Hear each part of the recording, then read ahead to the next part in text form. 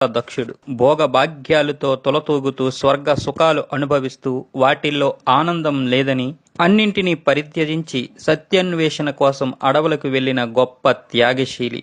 కఠోర దీక్ష, బోధి వృక్షం కింద మహాధ్యానం చేసి జ్ఞానం పొందాడు ఆయన. అనంతరం తన జ్ఞాన యజ్ఞంతో శోధించి సాధించిన ఫలాలతో దుఃఖంలో ఉన్న మనిషికి మార్గ నిర్దేశం చేసిన మహాబోధకుడు బుద్ధుడు. పుట్టడం, పెరగడం, గిట్టడం అనే ఆ 3 జీవన ప్రక్రియల్లో పడి మానవుడు తన దారేదో తెలియక తికమక పడుతున్న రోజుల్లో, సుఖదుఖాల మధ్య నలుగుతున్న తరుణంలో దారి చూపిన తథాగతుడు ఆయన.